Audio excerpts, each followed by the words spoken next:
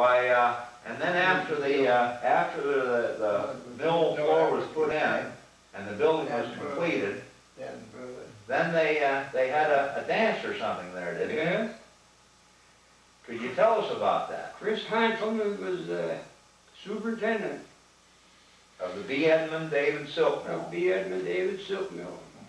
He was quite a musician himself. Uh-huh. He played the piccolo. And he played in the Beavertown band. Right. And well, you played in that too, didn't you? yes, I played in the Beavertown band till it disintegrated. And well, we had Chris. He wanted to celebrate, and so we had a shindig in there. Well, who were some of the other musicians? Oh, well, You mentioned Max Kearns. Max Kearns was one I know. Was he playing the He violin? played the violin, and I don't know. How about Mabel Drees? She may have been playing the piano.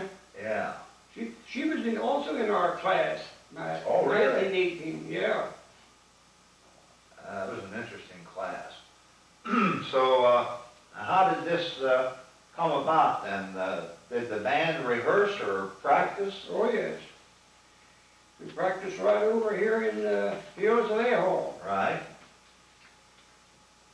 And Did they decorate up the silk mill at all for this dance, or? yeah, they had bonding around inside a little. It Now, wasn't too elaborate, but it served the occasion. Now, was this building bare at this time? Yes, it was practically bare. No machines in it? There may have been machines at the front end that they moved front to make room for the hold their square dance and things like that. Now, was this dance for the whole community, or Yeah. just for the people that were going to work in the Anybody silk mill? could come. Anyone who could come. Yeah. It was probably advertised around, and then after that, the mill went into operation, and of course it closed down and was reopened and closed down and reopened and all that sort of thing.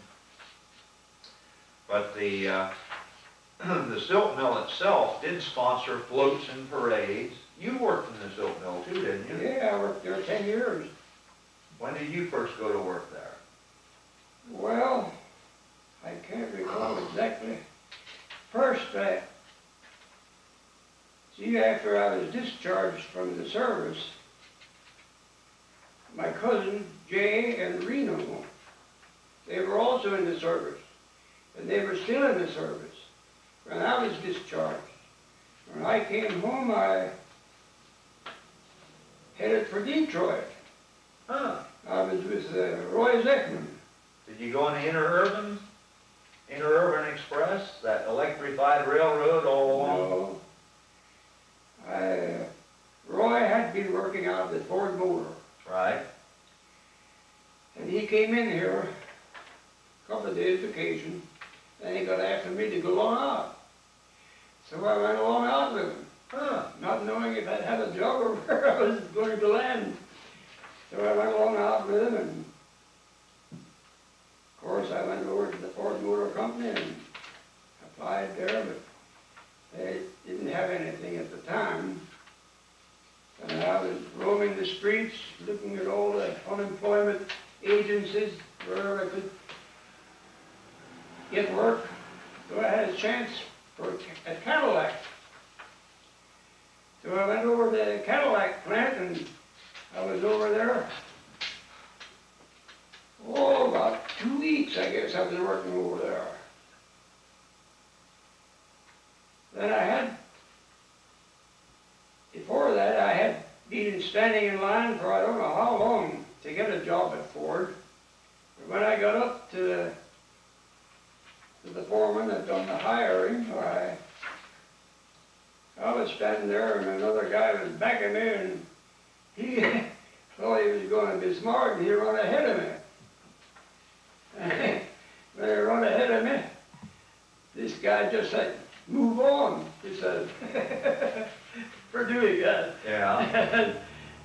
Then when I came up and I told him what my experience was, that I was lumbering, working in the lumber woods and so forth. He said, "Okay, I'll hire you. You report."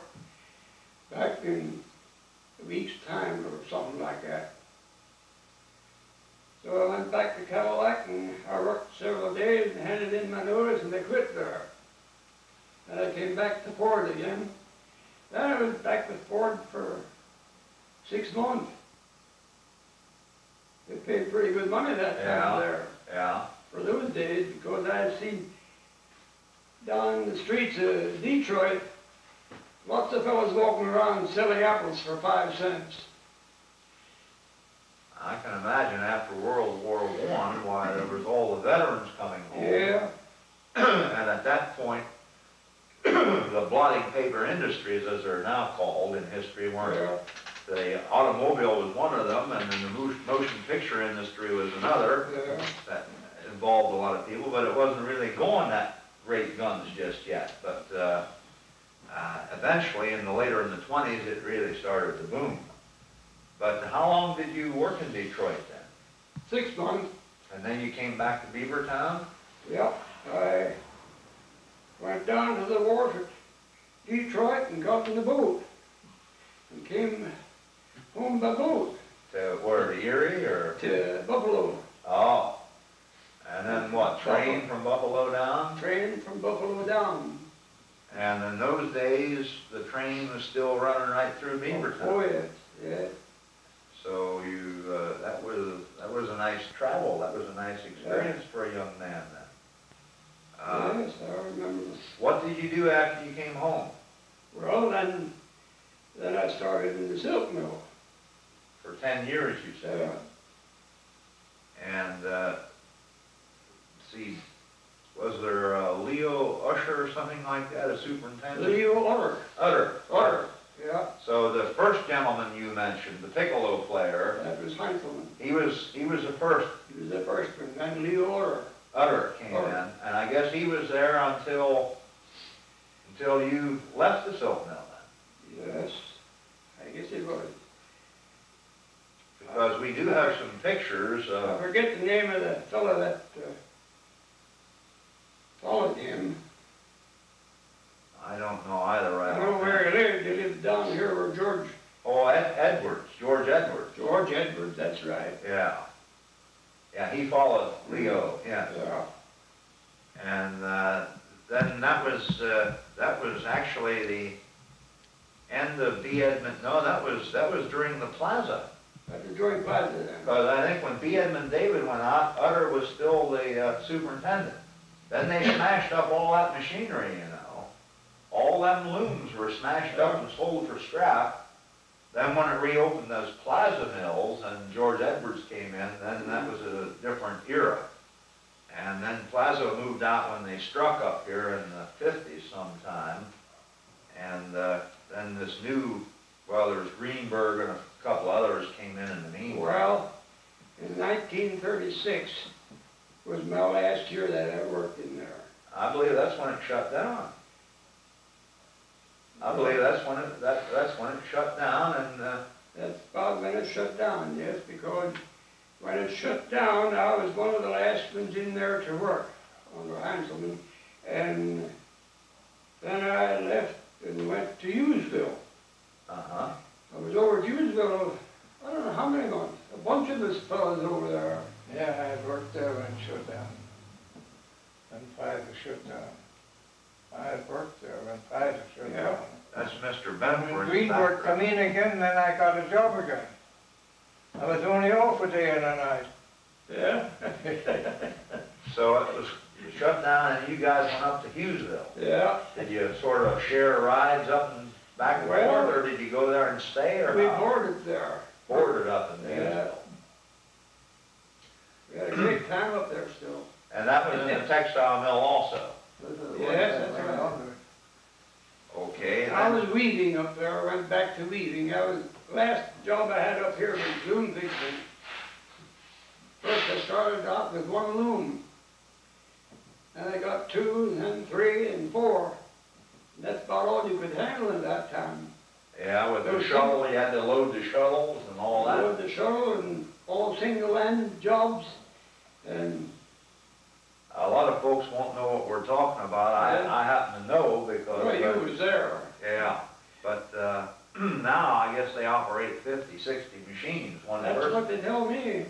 And Everything's automatic. yeah, it's a lot different. In fact, we're hoping to get a complete television story of the Yeah. present day silk mill, how everything operates. And I can't enlighten you on the way it's going now. I can't either. But maybe if we show this television movie on how it works now, you can compare it to how it used to be, and I certainly remember that.